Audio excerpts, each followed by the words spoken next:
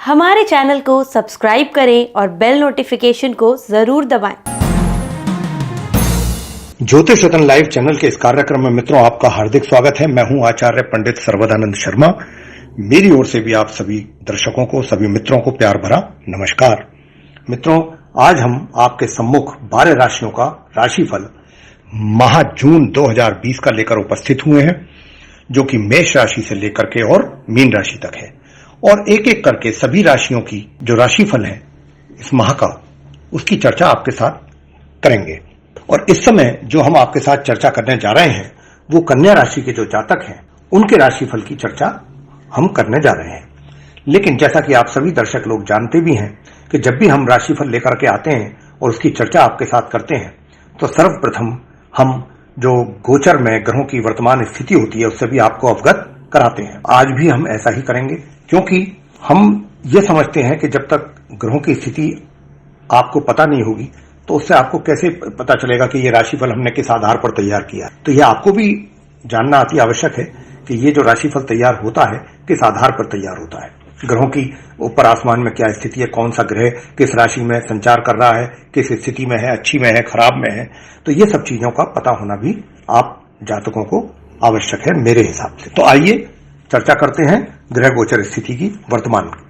सर्वप्रथम आरंभ करेंगे सूर्य ग्रह को लेकर के। तो मित्रों, सूर्य ग्रह जो है वो वर्तमान में अपनी शत्रु राशि वृषभ में संचार कर रहे हैं तथा ये 14 जून को राशि परिवर्तन करेंगे और इस राशि से निकल करके ये अपनी सम राशि मिथुन में प्रवेश करेंगे सूर्य जो है। अब आपको मैं ये भी बता दूं कि जहां पर इनका अभी इस समय संचार चल रहा है वृषभ राशि में, वो आपकी कुंडली में कहां पर है। तो देखिए, ये जो वृषभ राशि है आपकी कुंडली में ये नवम भाव में स्थित है, जिसको हम 9th हाउस भी कहते हैं, वहां पर ये स्थित है।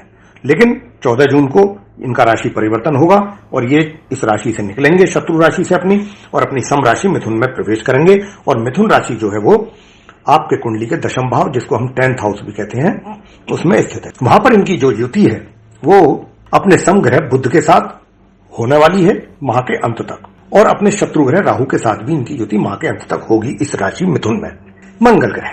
मंगल ग्रह जो कि वर्तमान में अपनी शत्रु राशि कुंभ में संचार कर रहे हैं मित्रों, और कुंभ राशि जो है आपके कुंडली के 6th भाव यानी कि 6th हाउस में स्थित है और वहां पर इनका संचार चल रहा है। लेकिन इनका भी राशि परिवर्तन होगा इस माह, वो होगा 18 जून को। 18 जून को ये इस राशि से निकलेंगे अपनी शत्रु राशि कुंभ से, और निकल करके ये फिर प्रवेश करेंगे अपनी मित्र राशि मीन में। और मीन राशि आपके कुंडली के है 7th भाव में यानी कि 7th हाउस में। जब ये वहां पर प्रवेश करेंगे 18 जून को, तो ये उदय और मार्गी अवस्था में प्रवेश करेंगे। बुध ग्रह वर्तमान में अपनी स्वयं की राशि मिथुन में संचार कर रहे हैं, और मिथुन राशि हम आपको बता चुके हैं आपके कुंडली के दशम भाव यानी कि 10th हाउस में स्थित है। वहां पर इनका जो संचार हो रहा है वो अपने जो समग्रह राहु है उसके साथ इनकी युति बनी हुई है, उनके साथ ये संचार कर रहे हैं। पूरे माह इनका संचार राहु के साथ होगा इस राशि में, और 14 जून से इनकी युति अपने जो सूर्य ग्रह है उनके साथ भी माह के अंत तक बनेगी। लेकिन 18 जून को ये वक्री होंगे, यानी उल्टी चाल चलना आरंभ कर देंगे, और 22 जून को ये पश्चिम में अस्त हो जाएंगे।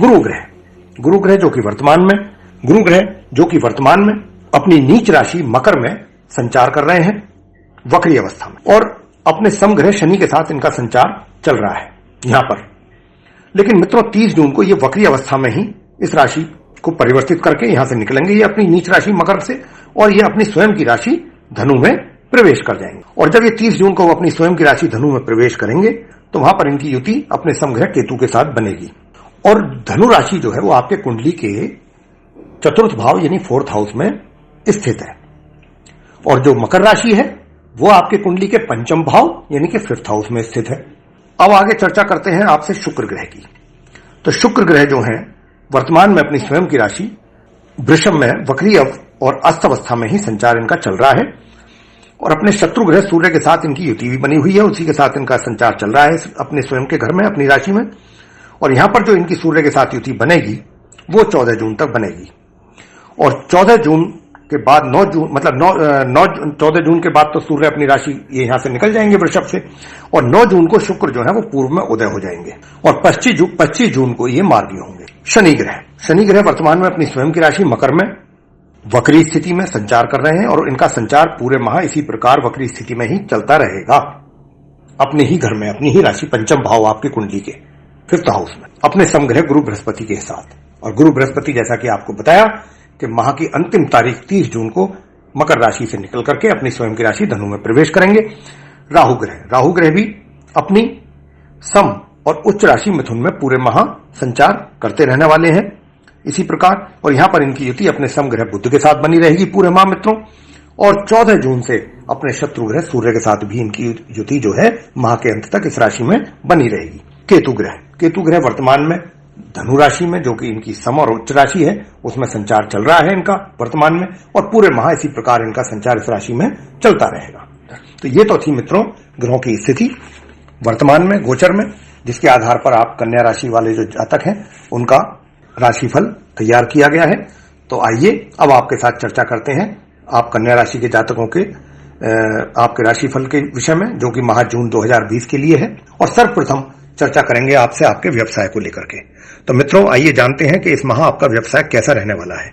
तो आप कन्या राशि के जातकों की इस माह ग्रहों की जो स्थिति है उसको देखते हुए तो हम कह सकते हैं कि आप अपने कार्य क्षेत्र यानी रोजगार हो या फिर व्यापार में माह के आरंभ से मध्य तक पूर्ण रूप से सफल रहेंगे, तथा इस अवधि में आपकी सफलता का जो मुख्य कारण है वो आप अपनी बुद्धि एवं चतुराई का भरपूर उपयोग करके सफलता प्राप्त करेंगे, जिसके कारण आप अपने विभाग में एक मुख्य भूमिका भी निभा सकते हैं। तथा सभी विभागीय अधिकारी भी जो है वो आपकी कार्यशैली से बहुत अधिक प्रभावित भी होंगे। तथा कोई आश्चर्य की बात नहीं कि अगर आपको इस अवधि में कोई उन्नति का अच्छा अवसर भी प्रदान हो जाए अपने विभाग में। लेकिन साथ ही स्थानांतरण का भी योग बना हुआ है, ट्रांसफर का, आपकी जगह भी चेंज हो सकती है। तो यह भी संभव है, इस बात की भी पॉसिबिलिटी बनी हुई है इस माह कि आपकी पदोन्नति के साथ साथ आपका स्थान परिवर्तन भी हो। इसको करके आपको कहीं और भी स्थानांतरित किया जा सकता है, आपके विभाग में किसी दूसरी जगह पर पोस्टिंग हो सकती है आपकी। लेकिन यह सब होने के पश्चात माह के ठीक मध्य के उपरांत आपके लिए अपने व्यवसाय में अत्यधिक चुनौतियां बढ़ जाएंगी, यह भी आपको नहीं भूलना है। तथा संघर्ष की स्थिति भी बनेगी माह मध्य के उपरांत। लेकिन परिणाम आपके अनुकूल आने में कुछ समय लगेगा। परिणाम तो आएंगे आपके अनुकूल, लेकिन उनमें कुछ समय लगेगा। तो आप निराश ना हो यहां पर, और आप अपनी जिम्मेवारियों का वहन पूरी निष्ठापूर्वक करते रहें और उसको पूरा करने की ही चेष्टा करें। माह के आरंभ से मध्य के बीच आपको कुछ लंबी दूरी की यात्राएं भी करनी पड़ सकती हैं, जो कि आपके लिए बहुत विशेष लाभदायक तो सिद्ध नहीं हो पाएंगी, परंतु आंशिक लाभकारी तो रहेंगी। तो ये थी मित्रों इस माह की आपकी व्यवसायिक स्थिति।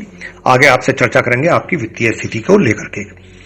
तो इस पूरे माह धन की स्थिति तो सामान्य से ऊपर ही रहेगी, लेकिन आपको अपने खर्चों पर भी नियंत्रण रखने की आवश्यकता होगी इस माह। कहीं अगर आपने खर्चों की तरफ से थोड़ा हाथ ढीला कर दिया तो खर्चे आपके अत्यधिक हो सकते हैं इस माह। तो आपको थोड़ा खर्चों को लेकर के भी सावधान रहना पड़ेगा, सचेत रहना पड़ेगा, केयरफुल रहना पड़ेगा कि कहीं अनावश्यक तौर पे आपका धन व्यय ना हो जाए। प्रेम संबंध, इस माह जो व्यक्ति अपने प्रेम संबंधों को लेकर प्रयासरत हैं मित्रों, उन्हें सफलता तो अवश्य मिलेगी। ग्रहों का पूरा सपोर्ट मैं देख रहा हूं कि उनको मिल रहा है इस माह। यदि विवाह आदि की भी कोई योजना बन रही है आपके मन में, तो वह भी सफलतापूर्वक कार्यान्वित आप कर पाएंगे अगर चाहेंगे तो। मगर बीच बीच में कुछ बाधाओं का भी सामना अवश्य करना पड़ेगा, या रुकावटों का, जिसको कहते हैं बाधाएं, रुकावटें, कुछ इस प्रकार की भी स्थिति बनेगी, जिसको लेकर आप हतोत्साहित बिल्कुल ना हो। और अगर आप हतोत्साहित होते हैं तो आप ये अवसर आपके हाथ से जा भी सकता है। तो आपने हिम्मत नहीं हारनी है, हतोत्साहित नहीं होना है और अपने कार्य में लगे रहना है, तभी आपको पूर्ण रूप से सफलता प्राप्त होगी अपने कार्य में। पारिवारिक संबंध, जहां तक पारिवारिक संबंधों का प्रश्न है तो बताना चाहेंगे कि माह के मध्य तक संबंधों में थोड़ी कमी बन सकती है छोटी मोटी समस्याओं के चलते, लेकिन उसके पश्चात सब कुछ सामान्य तरीके से ही चलेगा। विवाहित व्यक्तियों के जीवन में माह मध्य के उपरांत थोड़ी बहुत समस्याएं पैदा हो सकती हैं। शिक्षा को लेकर छात्रों को इस माह मध्यम परिणामों की प्राप्ति का योग बन रहा है, लेकिन अगर आपकी ओर से अत्यधिक परिश्रम किया गया तो परिणाम और सुखद भी हो सकते हैं। संतान के विषय में भी बताना चाहते हैं कि इस पूरे माह अगर आपकी ओर से अपनी संतान को पूरा सहयोग प्राप्त होता है तो आपको उनकी ओर से मिलने वाले परिणामों से निराश नहीं होना पड़ेगा। यहां पर सहयोग से हमारा अभिप्राय यह है कि उनकी बुनियादी आवश्यकताओं को आपने ध्यान में रखना है और उनको पूरा करना है। स्वास्थ्य कैसा रहेगा आपका इस माह? तो माह मध्य तक आपका स्वास्थ्य उत्तम बना रहेगा, लेकिन उसके पश्चात अचानक स्वास्थ्य में कुछ कमी बन सकती है। अपने स्वास्थ्य के प्रति आपको इस अवधि में सचेत रहना है, सजग रहना है। उपाय ऐसे कौन से करें कि जो आने वाली समस्याओं से आपको छुटकारा मिल जाए, चाहे वो स्वास्थ्य संबंधित हो, चाहे वो व्यवसाय से संबंधित हो, चाहे संतान से संबंधित हो। तो आइए बहुत छोटे छोटे सरल उपाय आपको बताते हैं, उन्हें आप करिए और निश्चित रूप से आपको उनका लाभ प्राप्त होगा। तो प्रतिदिन सुबह उठकर जैसे ही आप उठते हैं सूर्य देव को नमस्कार करना है, प्रणाम करना है तथा स्नान आदि से निवृत्त होकर के सूर्य देव को जल अर्पित करना है। ये भी आप अपनी दिनचर्या में शामिल कर लें तो बहुत अच्छा रहेगा पूरे माह। इसके साथ साथ महामृत्युंजय मंत्र भी आप अवश्य करें, कम से कम 1 माला, अन्यथा 3 माला, ये भी आपको करना है। देखिए, महामृत्युंजय के 2 मंत्र हैं, एक लघु मंत्र है, एक पूरा मंत्र है, कंप्लीट मंत्र जिसको हम बोलते हैं। तो लघु मंत्र का तो लाभ भी आंशिक ही प्राप्त होता है, लेकिन हम आपको लघु मंत्र का भी उच्चारण करके बताएंगे और पूरा महामृत्युंजय मंत्र का भी उच्चारण करके बताएंगे। आपको जो जिसमें आसानी हो वो आप कर लीजिएगा। वैसे तो हम यही कहेंगे कि पूरा मंत्र अगर आप करेंगे तो उसका लाभ अधिक प्राप्त होगा। तो देखिए, मैं पहले आपको लघु मंत्र का उच्चारण करके बता देता हूं। ओम होम जूम सह ओम। ये है लघु मंत्र जिसका उच्चारण मैंने अभी किया। अब आपके लिए मैं महामृत्युंजय का पूरा मंत्र का उच्चारण करके बताता हूं। आप इसको करेंगे तो अति उत्तम है। ओम होम जूम सह ओम भूर्भुवस्सुः ओम त्र्यंबकं यजामहे सुगंधिं पुष्टिवर्धनम् उर्वारुकमिव बन्धनान् मृत्योर्मुक्ष्यमामृतात्। ओम सुः भुवः भू ओम सः जूम होम ओम। ये था पूरा मंत्र महामृत्युंजय का। इसकी कम से कम 1 माला, अन्यथा 3 माला अवश्य करें प्रतिदिन। और एक और छोटा मंत्र आपको बताते हैं, इसकी भी 1 माला या 3 माला प्रतिदिन करनी है। ओम जयंती मंगला काली भद्रकाली कपालिनी दुर्गा क्षमा शिवा धत्री स्वाहा स्वध नमोस्तुते। ये एक छोटा सा सरल मंत्र है, इसकी भी कम से कम 1 माला, अन्यथा 3 माला प्रतिदिन अवश्य करें। और इसके अतिरिक्त गुरुवार के दिन केले के वृक्ष की पूजा अवश्य करें और इसके साथ केले के फलों का दान किसी धार्मिक स्थल पर अवश्य करें। 10-5 केले या 1 दर्जन केले या जो भी अपनी श्रद्धा के अनुसार, अपनी सामर्थ्य के अनुसार आप कर सकते हैं वो करें। ये पूरे महा उपाय करें, निश्चित रूप से आपको हर क्षेत्र में इसका लाभ प्राप्त होने वाला है। तो मित्रों, ये था आप कन्या राशि के जातकों का माह जून 2020 का राशिफल। आपको यह राशिफल कैसा लगा, पसंद आया तो इसको लाइक करिए, शेयर कीजिए, चैनल को सब्सक्राइब करना ना भूलें